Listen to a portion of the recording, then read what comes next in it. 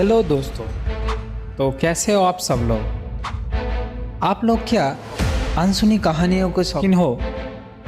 तो आज एक वही अनसुनी कहानी सुनाने जा रहा हूँ आप सबको। तो चलिए शुरू करते हैं एक भूतिया डरावनी कहानी। हिमाचल के एक छोटे से गांव में आर्यन अपने पुरखों की हवेली को बेचने की इरादे से आया था। हवेली सालों से बंद थी और वहाँ की हवा में एक अजीब सी भारीपन और सड़न की बदबू थी। सफाई करते समय आर्यन को तहखाने में एक भारी लकड़ी का संदूक मिला। जैसे ही उसने संदूक खोला, उसकी आंखें फटी की फटी रह गई। अंदर एक संदूक, लेकिन डरावनी दिखने वाली मिट्टी और कपड़े की गुड़िया थी, जिसकी आंखें कांच की नहीं बल्कि असली इंसान की आंखों जैसी चमक रही थी और उसके चेहरे पर एक फीकी कुटिल मुस्कान थी। आर्यन ने उस गुड़िया को मेज पर रख दिया।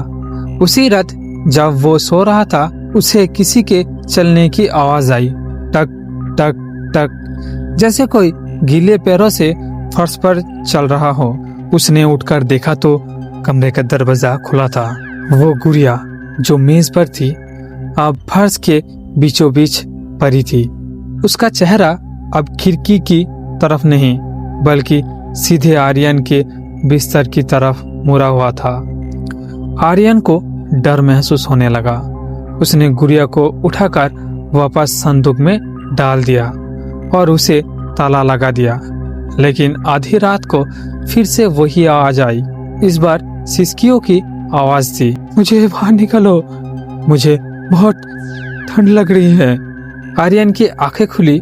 उसने देखा कि संदूक का ताला टूटा हुआ था और वो श्रापित गुड़िया उसके बिस्तर के पायदान पर बैठी थी। उसकी कांच जैसी आंखों से खून की बूंदें टपक रही थी। अचानक हवेली की सारी लाइट चली गई। अंधेरे में आर्यन ने महसूस किया कि कोई छोटी सी चीज उसके बिस्तर पर रेंग रही हो। उसने कांपते हाथों से अपनी टॉर्च जलाई। रोशनी पड़ते ही उसकी चीख निकल गई। गुड़िया का कद अब बड़ा हो गया था और उसके हाथ में एक छोटा सा जंग लगा हुआ चाकू था। गांव वाले कहते हैं कि उस रात हवेली से ऐसी चीख सुनाई दी थी जिसे सुनकर आज भी लोग कांप जाते हैं। अगले दिन जब पुलिस वहां पहुंची तो आर्यन का कहीं आता पता नहीं था। कमरे के बीचों बीच बस वही गुड़िया बैठी थी। उसकी मुस्कान अब और भी गहरी हो गई थी और उसके शरीर पर आर्यन की शर्ट का एक टुकड़ा लिपटा हुआ था। हवेली के दरवाजे पर खून से लिखा था, अब खेलने की बारी मेरी है। तो कैसा लगा आपको ये कहानी? अच्छी लगे तो कमेंट में बताइए। मिलते हैं नेक्स्ट वीडियो में। Tata bye bye, see you.